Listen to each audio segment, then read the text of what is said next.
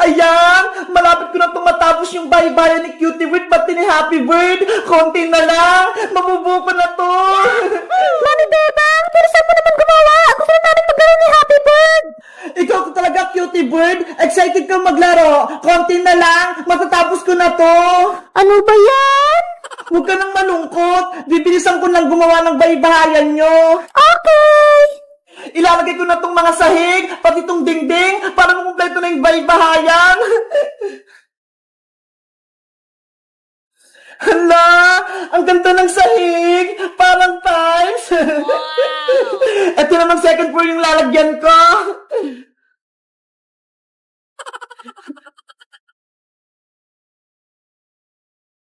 Sunod naman, etong terrace. Ayan! Mami Bebang, pwede na ba kami dyan sa loob? Mamaya na, Cutie Bird, hindi pa siya tapos. Gusto ko na maglaro kasama si Happy Bird. Eto na, tatapusin ko na. Ilalagay ko na tong mga dingding para may harang yung bahay nyo. Eto, para to sa first, second floor pala to.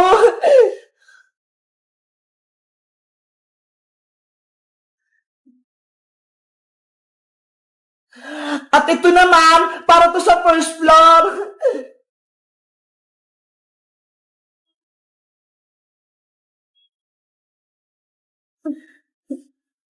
Ito, sa first floor din to.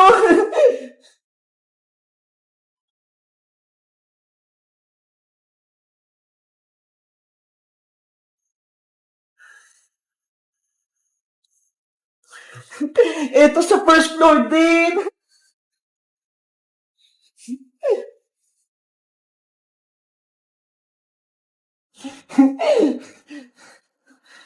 At ito naman, dito na to sa may second floor.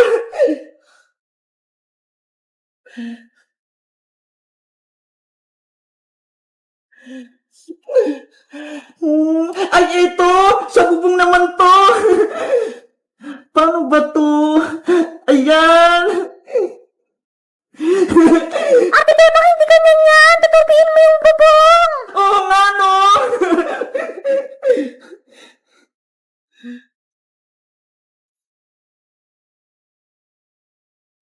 Ayan! Mami Bebang, pwede na ba kami dyan sa loob? Ops! Last na lang, Cutie Bird! Ilalagay ko na lang itong mga gamit niya para maganda yung love ng baybayan niya. Okay po. Etong bathtub, tsaka tong bowl sa may CR to.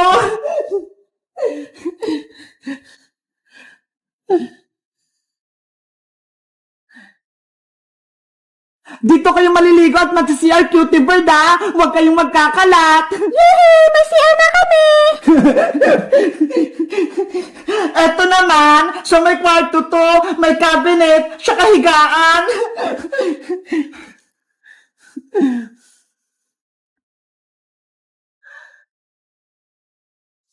Wow. Ayan! Ito, saan naman kaya to? Ay, alam ko na! Sa sala to!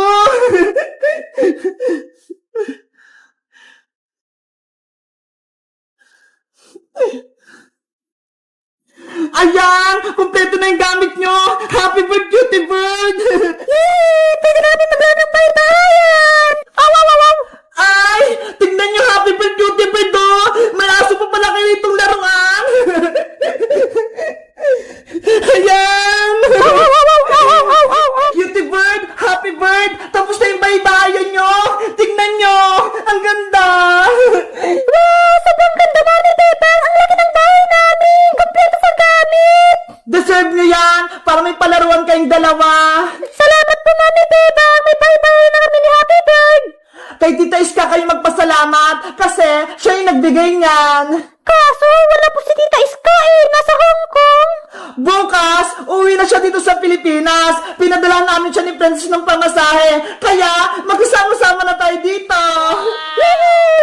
Kompleto namin kayong tatlong magkakaibigan. Si Ate Princess, si Ate Iska, saka si Mami Bebang. Kaya nga eh, excited na akong nakita si Iska. Kami rin, Mami Bebang. Masaya kami na uwi na si Tita Iska. Asya, maglaro na kayo sa baybayan niya. Mag-enjoy kayo ha. Huwag kayong mag Bye-bye!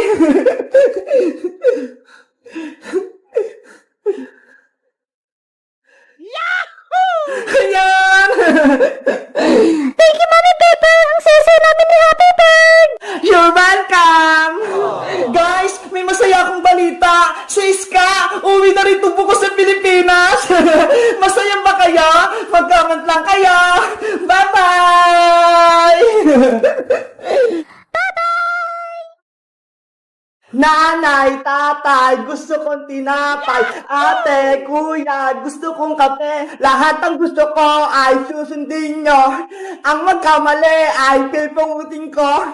One, two, three. Uy, Beba, Iska, Princess, ano ginagawa nyo? Naglalaro po kami ng nanay, tatay, nay. Naku, Beba, masama yan. Huwag niyo kantahin yan. Bakit po aling sitang? Di ba laro lang naman to? May kwento yan sa babaeng batang namatay. Nakakatakot yan. Kaya hindi yan pwedeng laruin. Ano po bang mangyayari aling sitang kapag kinantay nanay tatay? Ayon sa kwento-kwento, kapag kinanta mo daw yung nanay-tatay, gusto kong tinapay, bigla-bigla na lang lumalabas yung batang multong babae na yun. Nakakatakot. Tapos, may utos sa inyo yung batang multo. Kapag hindi kayo sumunod, kukunin niya kayo, dadalhin niya kayo sa sementeryo, ilalagay niya kayo sa hukay. Naku, nakakilabot naman pala yung kwento na yan. Nakakatakot. Kaya kung ako sa inyo, huwag niyo nang laruin yan kung ayaw niyo lumabas yung batang babae. Hindi naman totoo yun, aling sitang eh. Kwento-kwento lang yan. Panakot lang yun sa mga bata. Kayong bahala kung ayaw niyong maniwala. Basta, sinabihan ko na kayo ha. Hindi po ako natatakot, aling sitang. Matapang po ako, no? O siya, Bebang, dito muna kayo. Pupunta lang ako sa tindahan, aling Sonia. Opo, Nay. Dito lang po kami. Mag-iingat kayo dito.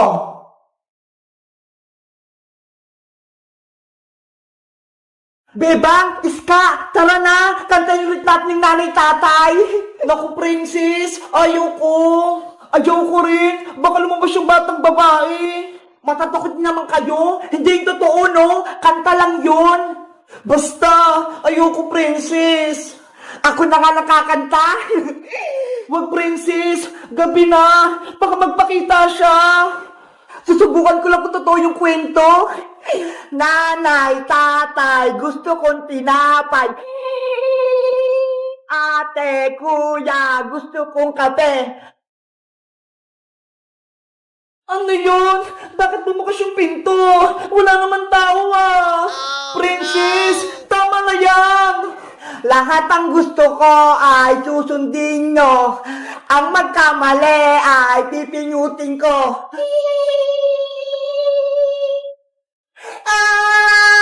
Brownout! Patay yung ilaw! Wala akong makita! Ano nangyayari? Walang ilaw!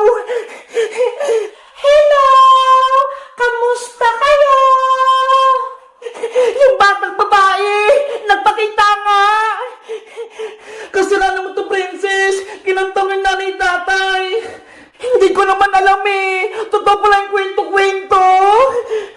Gusto kong makipaglaro sa inyo! Pwede ba akong sumali? Hindi pwede! Isa kang multo! Patay ka na! Huwag ka rito! Kung ayaw nyo, kayo ang kukunin ko! Maglalaro tayo sa sementeryo! Tumakbo na tayo! Nandiyan yung multong babae! Takbo! Nandiyan na siya! Antayin niyo ako! Huli ka, Princess! Nanay, tatay, gusto kong tinapay. Si Princess, dadalhin ko sa sementeryo. Bebang, tulong! Hello guys! Alam niyo ba yung kantang nanay tatay? Gusto kong tinapay. Nilalaro niyo ba yun? Kasi sabi ni nanay, masama daw yun eh. Kaya lumabas yung batang multo. Si Princess, hinuli siya. Kawawa naman. Mag-comment lang kayo kung gusto niyo ng part 2. Bye-bye!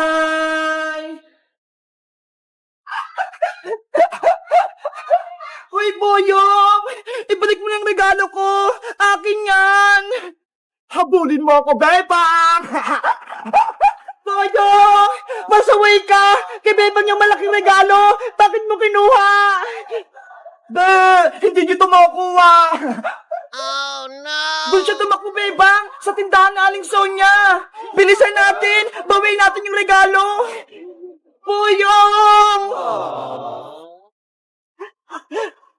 Hindi na ako may kita nila, Bebang, dito. Anong ginagawa mo dyan, Boyong? Bakit ka nagtatago? Lagot sa Aling Sonya. Aling Sonya, huliin niyo po si Boyong kasi kinuha niyo po yung regalo ko. Sabi na nga ba?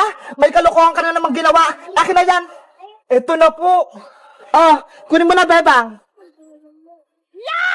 Bakit ka kumukuha ng regalo, Boyong, na hindi naman sa'yo? Alam mo bang masama yon? Wala po kasing magbibigay sa akin ng regalo ngayong Pasko eh. Kaya kinuha ko yung kay Bebang. Hindi yan totoo, Boyong. Kahit pasaway ka, bibigyan ka namin ng regalo. Talaga? May bibigay kayo sa akin ng regalo? Itong hawak kong regalo, sa'yo to, Boyong. Wow! Akin pala yan, Princess. Kunin mo na. Sana magustuhan mo to, Boyong. Ano kayang laman ito?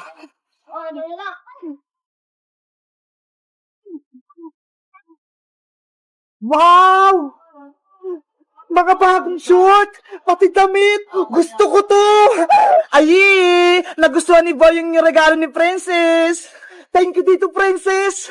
Ako nagpili niyan! Boyong, meron din ako regalo para sa'yo! Talaga, Iska? Ito, buksan mo na! Ay! Laruan! Ang ganda-ganda! The remote control yan! Sana magustuhan mo! At syempre, meron ka pa rin regalo sa akin, Boyong. Kahit lagi mo kaming inaaway, meron ka pa rin gift sa amin ngayong Pasko. Lahat kayo, may regalo para sa akin. Sana magbago ka na at huwag ka nang pasaway para kaibigan ka na namin. Oo, magbabago na ako. Promise mo yan, ha? Promise yan, hindi ko na kayo guguluhin kahit kailan. Tanggapin mo tong malaki kong regalo para sa'yo. Akin pala to. Buksan mo na yung regalo ni Bebang, Boyong.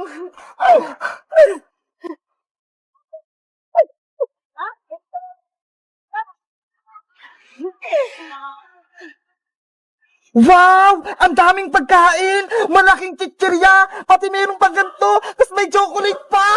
Nakakaingit naman! Thank you, Princess! Bebang! Iska! Binigyan niyo ako ng regalo ngayong Pasko! Walang anuman! Bebang! May bibigay din ako regalo para sa'yo! Meron ka din gift sa akin! Eto, maliit lang! Sana magustuhan mo! Thank you, Boyong! Buksan mo na! Matutuwa ka niyan! Mukhang pagkain din to, ah!